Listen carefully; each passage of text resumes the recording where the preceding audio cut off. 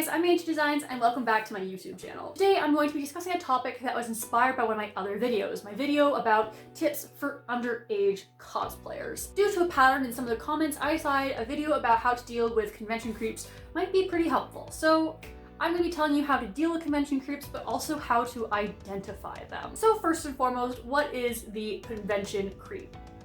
Most of you who have already been to conventions are probably well aware of what this is. This refers to individuals who make cosplayers or even other convention attendees who aren't even in cosplay uncomfortable in some way, whether it be by their comments or physical touch or just in anything that can make others very uncomfortable. This is often directed at cosplayers and more often than not at female cosplayers, but can happen to male cosplayers, non-binary cosplayers as well. Before we actually discuss dealing with these creeps, we actually have to discuss the different types because this kind of helps you figure out how to deal with them. So the first type of creep is the accidental creep. This person is likely not a threat, this person's likely not a predator, this person likely doesn't mean to cause you any harm. Something they did just came off as uncomfortable. They're often just an awkward individual who maybe said something in passing or maybe doesn't have much of a filter. That doesn't mean that their actions or uncomfortable situations that they put you in are okay, but that does help you kind of gauge the situation a bit. And then there's the second kind, the actual creep.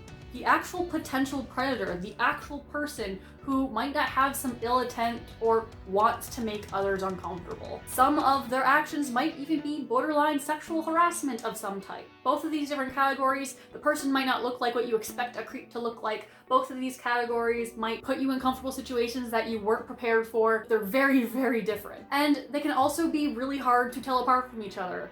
So you have to gauge situations very, very carefully. So we have to discuss actually dealing with these creepy situations. So first off, I will put out there, if you are a minor, 12 years old or under, you have to be with a parent at a convention. That is not my rule, that is often most of the convention's rule. You cannot go to a convention as a young child or under the age of 12 unless you have an adult with you. Oftentimes you can't purchase a pass without the adult. The benefit is usually your pass is either much cheaper or free so that the adult can bring you with them, but you cannot be around the convention without your designated adult. And that is not me setting this rule for you or someone trying to gatekeep you. That is just the rules because of legal reasons and liability reasons for safety, because conventions can be very big events and they can't have children running around the event all on their own just in case something happens. The adult is there to keep you safe. So when it comes to potential con creepers, if you are 12 years or under, if you get a situation that is uncomfortable to con creep, that's when you use your adult. You should have your adult with you, and hopefully they can help you out with these situations, because this can be very, very hard if you're very young to deal with. Oftentimes, a legitimate creep or even the accidental creep will back off if there's an adult around. Even if you are over the age of 12 but under the age of 18, I would highly recommend having an adult around because they would be more likely to be able to gauge the situation more and keep you more safe. This is also a great reason to go in groups, because if you're in groups of people, especially larger groups where 3 or more people, creeps are less likely to make the uncomfortable comments, less likely to uncomfortably touch you, because there's a lot more people around to gauge the situation and protect you. And not only is it more fun, but it's also more safe. So one person who's all alone is definitely going to be more of a target, and to someone who is awkward or uncomfortable, that accidental creep, it's going to be harder for them to interact or even make that creepy comment initially. If there's more people around, it makes them more nervous. So being in groups really helps. So now what do you do if a creep actually appears? The first thing to do is to ask the creep to stop. Say, I am uncomfortable with what you're doing. Whether it's a verbal comment or they physically try to touch you, maybe they're trying to put their arm around you for a photo, whatever it might be, you tell them, oh, sorry, that makes me uncomfortable. If you're introverted, this can be very, very difficult. I understand that. So that's why it's always a good idea to have extra people with you, whether you're a youngster with your parents or an adult with your friends. If you have a friend who's more confrontational than you or has an easier time expressing these types of things, that's why it's so smart to be in groups. But the first step you do is you make it known that you are uncomfortable. Don't go by just hoping that they can read the situation that you're uncomfortable just by your expression or your emotion.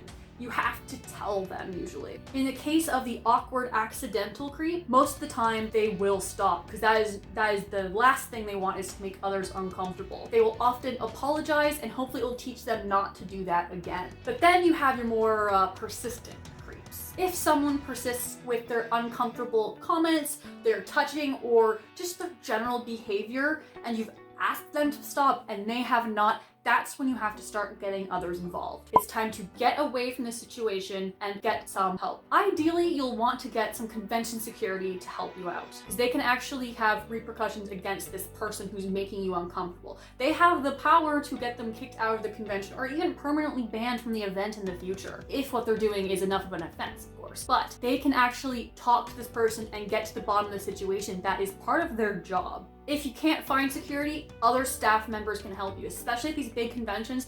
They have radios. They can get the security to you, or even they as staff could also get this person removed from the event and really get to the bottom of the situation on what happened and why this person was being inappropriate and uncomfortable. If you cannot find a staff member or security around, I hope you're near Artist Alley. Honestly, any vendors or artists at the conventions, there's kind of like a grapevine system that goes through. Everyone knows everyone, everyone's familiar with each other. They might be staff themselves, and they are very, very likely know staff. Or you can go up to their booth and ask, do you happen to have any staff phone numbers?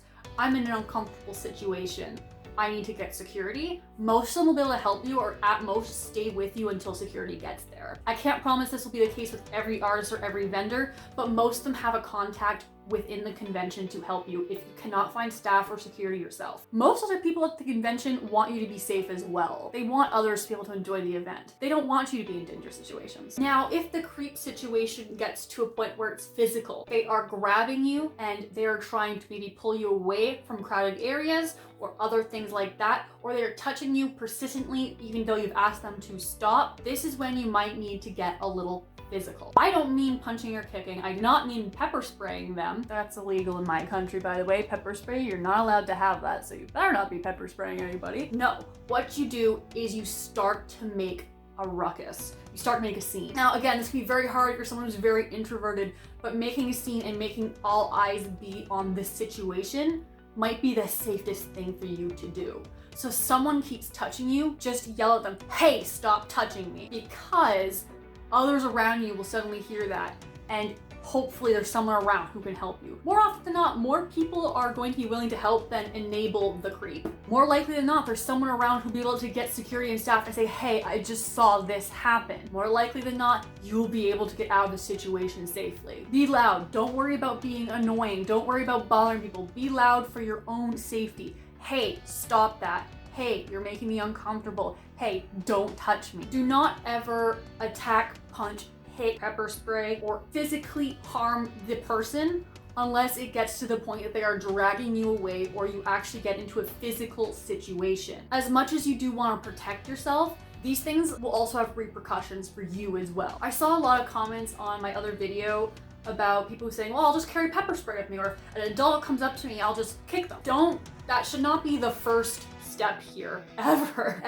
It should never be the first step. First off, you could be accidentally mistaking someone for a creep and then just automatically kicking them, and you're gonna get in trouble for that no matter what. Even if you are doing something in self-defense, you can still get in trouble. Even as a youngster, even when you're under the age of 12 years old, you can still get in trouble for attacking someone, because that is assault. Especially if it's just a case if you misread the situation, the person's not actually a creep and it's all a big misunderstanding. You can get in a lot of trouble. Do not start punching, hitting, or kicking until it gets to a point that you're actually in danger or being grabbed or taken away or something like that. I realize that there are a lot of situations out there where you might mistake others for being creeps right off the bat, but not every person who approaches you at a convention will be a creep. A lot of the minors on my last video were commenting things like, oh, if any adult approaches me, I'm going to like kick them, or I'm going to hit them or pepper spray them, or etc, etc. Not every adult who approaches you will be a creep. Not every adult will even know that you're a minor in that situation. Not everyone who approaches you that looks a certain way is going to be a creep either. Oftentimes, the creeps don't look the way you expect them to look. They're not always dudes with double chins and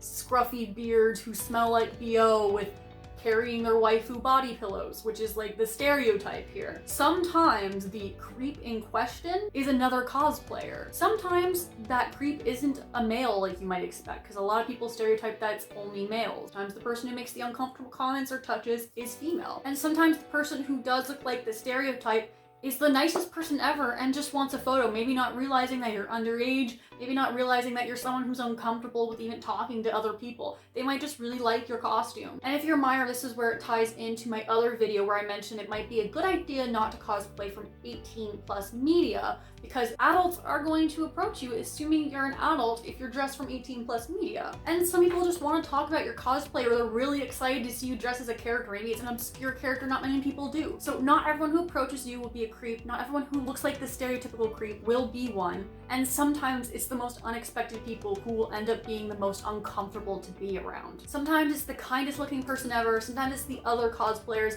Sometimes it's someone who's actually really, really attractive to you. Sometimes someone who knows they already maybe look like a certain anime character, or maybe they are aware they are attractive, are the worst creeps out there because they know that their initial impression will not be very imposing, will not be very scary, it'll be very approachable, and they will use that to their advantage. Remember, the most important thing for dealing with creeps and figuring out who does end up being the creep is to not judge a book by its cover. Just because they look friendly doesn't mean they're not going to be the next one to make a very uncomfortable comment about your body. Just because they look like they'd be the type to make an uncomfortable comment about your body doesn't mean they are. They might have an absolute heart of gold and absolutely adore your cosplay work. No matter what, even if the person has been the friendliest person ever, even if they're dressed as the same character as you or from the same show as you, and you've really hit it off, never go off with someone who you just met, especially just that day. Take Elsa's advice from Frozen. She makes a very good point with the can't marry someone you just met that day. You also can't go off with someone you just met that day, all alone especially. And keep some of these simple tips about safety in mind. And of course, my last tip to close off this video, of course, if someone's actually doing something very illegal, if someone's doing something extremely dangerous, you can bypass all these steps and just call 911. Because of course there can be situations that are getting into extremely illegal, extremely dangerous situations that even security will need to call 911 or whatever your authority number is. So I'm sorry this video has been a little bit more serious than some of my other ones, but I felt it was something kind of important to cover in here. I've been going to conventions for several years now. I've dealt with several creepy situations. Some I've dealt with better than others, especially as an adult. I'm better at understanding situations better, at reading situations better, and I'm better at keeping myself safe, as well as my friends. Keep safe out there, guys. I know conventions are a long way out at this point. When they come back, hope you can all keep very safe. And of course, if you've liked this video, I have several other videos about cosplay tips and advice on my channel, as well as cosplay making. So be sure to go check those out. Be sure to like, subscribe, and all that good stuff. Maybe go check out my Instagram account. I have several projects on the go right now, like this beautiful thing over here that I'm really excited about. So be sure to go check those out as well. And I guess I'll see you guys next time. See you guys later.